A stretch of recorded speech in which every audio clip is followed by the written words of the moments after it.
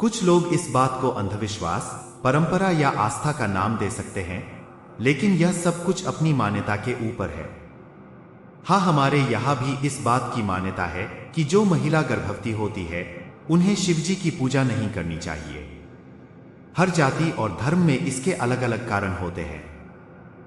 बाकी जातियों में भगवान शिव की पूजा न करने का क्या कारण है यह तो मैं नहीं जानती, लेकिन हमारे यहाँ गर्भवती होने के बाद शिवजी की पूजा करने के लिए इसलिए मना किया जाता है क्योंकि मान्यता यह है कि अगर गर्भवती महिला की परछाई भगवान शिव पर पड़ती है तो भगवान शिव का शरीर भारी हो जाता है।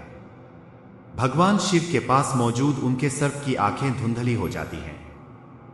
इसलिए हमारे यहाँ गर्भवती महिला को भगवान शिव के पास जाने और पूजा करने की मनाही है।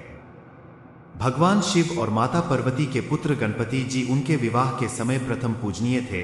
ये बात सुनने में बेहद रोचक है। इसके पीछे देवतागण का छुपा एक अद्भुत रहस्य आपको बताते हैं।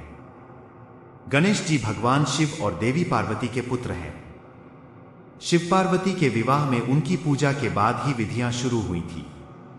ऐसे में यह संभव है कि लोग इस बात पर विश्वास न करें, लेकिन आज जो सत्य आप जानेंगे उससे आपको भगवान गणपति के विवाह में मौजूद होने का पता चलेगा। तुलसीदास जी के इस दोहे में भगवान गणपति के होने का ज्ञान होता है। तो सर्वप्रथम इस दोहे को जानें और फिर इस दोहे का मतलब समझते हैं। मुनि अनुशासन गणपति ही पूजेहु शंभु भवानी, को सुनी संशय करे जनी सुर अनादि जे जानी। दोहे के अनुसार भगवान शिव और माता पार्वती के विवाह के समय ब्रह्मवेत्ता मुनियों के निर्देश पर गणपति की पूजा कराई गई थी। ऐसा इसलिए था क्योंकि देवता यानी गणपति जी अनादि माने गए हैं। इसका अर्थ यह हुआ कि भगवान गणपति अनादिकाल से है और वह अज, अनादि व अनंत है। भगवान शिव के पुत्र गणेश जी जरूर थे, लेकिन वह अनादि गणपति के अवतार माने गए हैं। यही वजह है कि भगवान गणपति की पूजा शंकर और पार्वती जी के विवाह में हुई थी। काल सबसे पहले गुरु, फिर गणेश और फिर सूर्य की पूजा की जानी चाहिए। वैसे सनातन धर्म के हिसाब से पंचदेव की पूजा करनी चाहिए। गणेश, सूर्य, शिव, शक्ति और विष्णु जी का कोई भी रूप पूज्य है।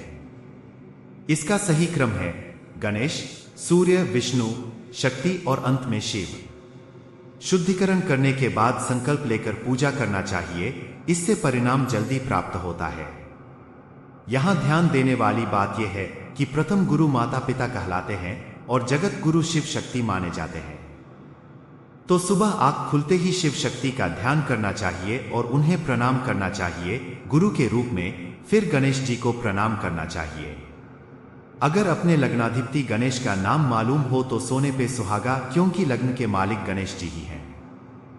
फिर मंत्र बोलना चाहिए, कराग्रे वस्ते लक्ष्मी करमधे सरस्वती, करमूले स्थितो गोविंद, प्रभाते कर दर्शनम। उसके बाद मां पृथ्वी की प्रार्थना करना चाहिए और उन्हें पैर से स्पर्श करने के लिए क्षमा मांगनी चाहिए। फिर सारे ग्रहों की स्तुति करनी चाहिए। उसके बाद अष्ट चिरंजीवी को याद करना चाहिए जिन्हें अमर माना गया है।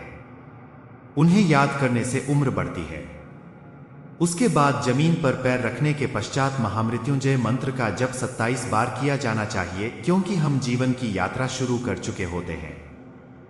इतना रोज करने के बाद जीवन में हर प्रकार का सुख निश्चय ही प्राप्त होता है और मनुष्य अधिक दिनों तक इस पृथ्वी का सुख भोगता है।